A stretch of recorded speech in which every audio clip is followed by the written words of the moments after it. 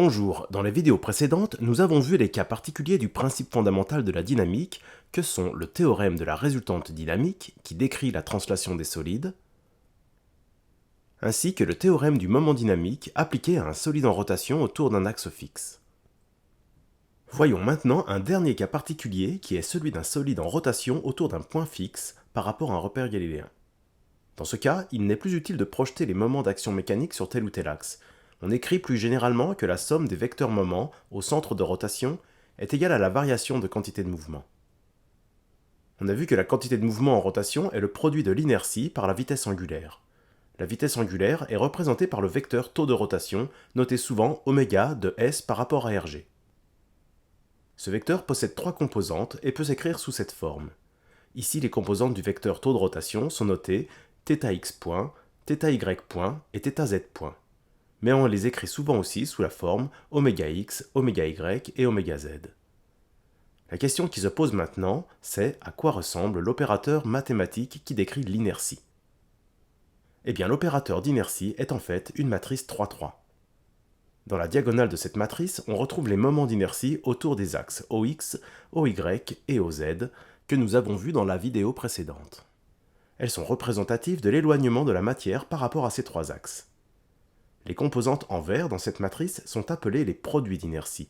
Ils représentent les dissymétries dans la répartition de la matière de la pièce. Voyons cela. Prenons l'exemple de ces deux solides. Ils sont tous les deux constitués d'un cylindre central identique et de deux ergots de même masse et volume qui ne sont pas disposés de la même manière sur le cylindre central. On remarque que l'ensemble des particules de ces deux solides sont autant éloignées de l'axe Px dans les deux cas. Les moments d'inertie d'axe Px de ces deux solides sont alors identiques. Les moments d'inertie d'axe Py de ces deux solides sont aussi identiques, ainsi que les moments d'inertie d'axe Pz. La différence, c'est que si on fait pivoter le solide, alors les ergots exercent sur le cylindre central des forces centrifuges. Dans cet exemple, les deux ergots sont l'un en face de l'autre. Les forces centrifuges se compensent donc totalement. Elles n'engendrent donc aucun effet dynamique, c'est-à-dire qu'elles n'ont aucune incidence sur le mouvement de la pièce ou sur les actions mécaniques qui lui sont appliquées. Dans le cas de droite, par contre, les ergots ne sont pas en face l'un de l'autre, les forces centrifuges ne se compensent pas. Elles vont engendrer ce qu'on appelle un bas lourd qui est à l'origine de vibrations dans la liaison pivot qui lie cette pièce au bâti. Cette dissymétrie va être quantifiée par les produits d'inertie. La définition d'un produit d'inertie d'une particule est la suivante. Le produit d'inertie selon Pxy est égal au produit des coordonnées de la particule par rapport au point P selon les axes x et y multiplié par la masse de la particule. Pour mieux comprendre, on va considérer dans un premier temps que les ergots sont réduits à de simples particules en leur centre. Les coordonnées de l'ergot du haut, selon les axes x et y, sont notées A et B. Son produit d'inertie est alors égal à A fois B fois sa masse. L'ergot du bas se trouve à la même coordonnée en x, mais sa coordonnée en y est moins b. Son produit d'inertie est donc égal à A fois moins b fois sa masse. La somme de ces deux produits d'inertie est donc nulle. C'est pour cela que la présence de ces deux ergots en face l'un de l'autre n'a pas d'effet dynamique. Le produit d'inertie du solide est la somme des produits d'inertie des particules qui le composent. Donc, dans le cas d'un solide symétrique par rapport au plan Pxz, chaque particule au-dessus du plan possède une particule symétrique en dessous du plan. La somme de leurs produits d'inertie est alors toujours nulle. Le produit d'inertie IPYX a exactement la même valeur que le produit d'inertie IPXY car la multiplication des coordonnées x et y est commutative. On en déduit au passage que la matrice d'inertie est toujours symétrique.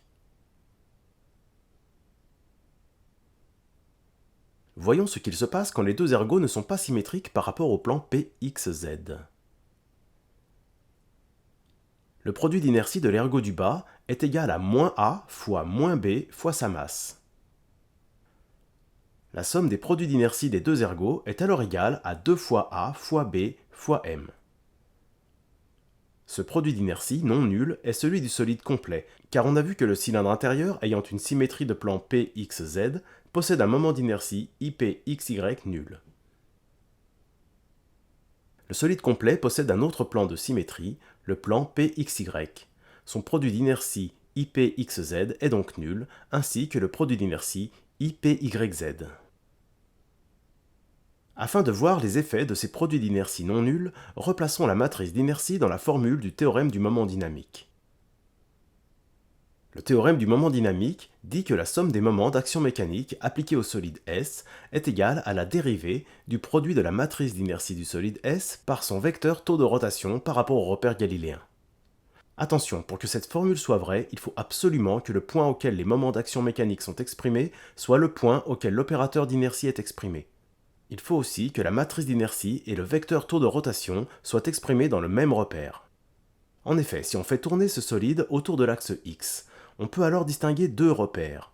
Le repère R, en gris, de centre P et de base X, Y, Z, qui est fixe par rapport au solide, et le repère galiléen, en bleu, de centre P et de base XG, YG, ZG, qui est fixe par rapport à l'écran. Eh bien, le repère dans lequel on exprime la matrice d'inertie doit toujours être le repère gris qui est fixe par rapport au solide. On exprime la matrice d'inertie dans ce repère car elle décrit la répartition de matière du solide et cette répartition est constante dans le repère qui lui est propre, alors qu'elle ne l'est pas dans un autre repère. Les composantes de la matrice d'inertie sont constantes uniquement dans le repère gris. Maintenant qu'on a vérifié que tous les indices correspondent, on peut effectuer le calcul. Dans cet exemple, le solide est en rotation autour de l'axe Px. Le vecteur taux de rotation a donc cette forme. La multiplication de cette matrice par ce vecteur donne un vecteur dont la première composante est égale au produit de IPX par ωx, plus 2ABM fois 0, plus 0 fois 0. On détermine de la même manière la composante en Y et la composante en Z de ce vecteur. Ce vecteur est exprimé dans un repère tournant. Aussi, pour le dériver, il sera dans un premier temps plus clair de l'écrire en ligne. On doit alors faire la dérivée d'une somme qui est la somme des dérivées. On peut sortir de ces dérivées les parties constantes, c'est-à-dire les moments et les produits d'inertie. On effectue ensuite les dérivées de produits. La dérivée de ωx fois le vecteur x donne la dérivée de ωx fois le vecteur x plus ωx fois la dérivée du vecteur x. Il en va de même pour la dérivée du produit de ωx fois le vecteur y. Ensuite, il ne reste plus qu'à dériver chaque terme un à un. La dérivée de ωx par rapport au temps se note ωx point.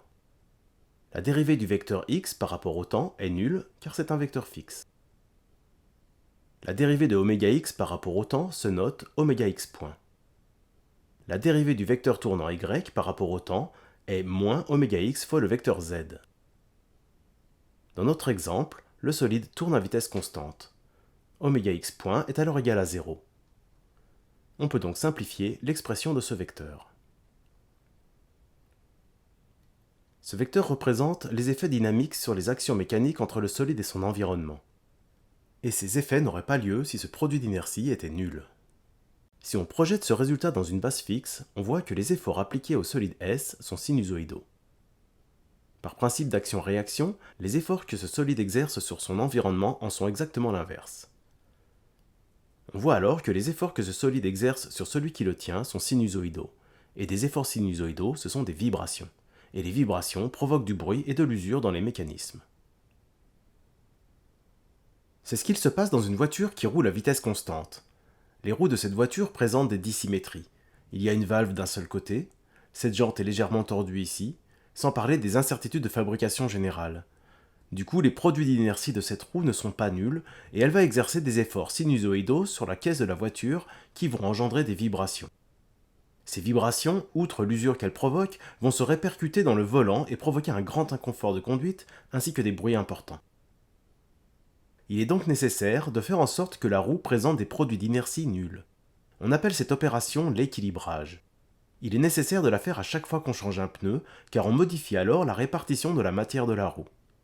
Pour cela, on utilise une équilibreuse qui va mesurer les produits d'inertie. On va ensuite positionner des maslottes sur les rebords extérieurs de la roue. La position angulaire de ces maslottes ainsi que leur masse sont déterminées pour que leur produit d'inertie soit exactement l'inverse de ceux qui ont été mesurés sur la roue. Ainsi, la matrice d'inertie de l'ensemble de la roue plus ses maslottes aura des produits d'inertie nuls. La roue est alors équilibrée et on a éliminé les vibrations dues à la présence des produits d'inertie. C'est ce qu'on appelle l'équilibrage par ajout de matière. Il y a beaucoup de pièces tournantes qu'il est nécessaire d'équilibrer.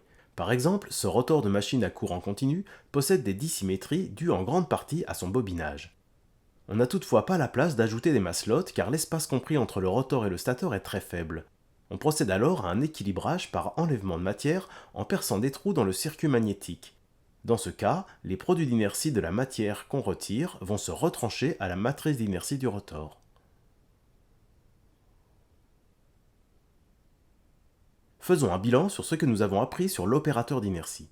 Il s'agit d'une matrice 3,3 dont la diagonale est composée par les moments d'inertie. Ces moments d'inertie sont relatifs à l'éloignement de la matière à chaque axe du repère. Plus ils sont grands, plus la pièce va s'opposer à la modification de son mouvement. Les autres composantes sont les produits d'inertie, qui sont relatifs aux dissymétries de répartition de matière par rapport aux différents plans du repère. Comme nous l'avons vu, ces produits d'inertie, quand ils ne sont pas nuls, peuvent engendrer des vibrations, même si la vitesse angulaire ne varie pas. On a vu aussi que la matrice d'inertie est toujours symétrique. On a vu encore qu'il fallait toujours exprimer la matrice d'inertie dans le repère qui est propre au solide qu'elle décrit. Pour finir, on la note souvent par un i entre crochets, avec en indice le point auquel elle est calculée et la pièce à laquelle elle s'applique. Et voilà qui conclut ce cas particulier du théorème du moment dynamique pour un solide en rotation autour d'un point fixe. Dans ce cas, il s'écrit sous cette forme: la somme des moments extérieurs est égale à la dérivée du produit de la matrice d'inertie par le vecteur taux de rotation. Dans la prochaine vidéo, nous verrons le principe fondamental de la dynamique complet, regroupant le théorème du moment dynamique que nous venons de voir et le théorème de la résultante dynamique que nous avons vu dans la première vidéo. Nous verrons aussi ce principe sous sa forme générale applicable à des solides de mouvement quelconque. What do do do do do do do.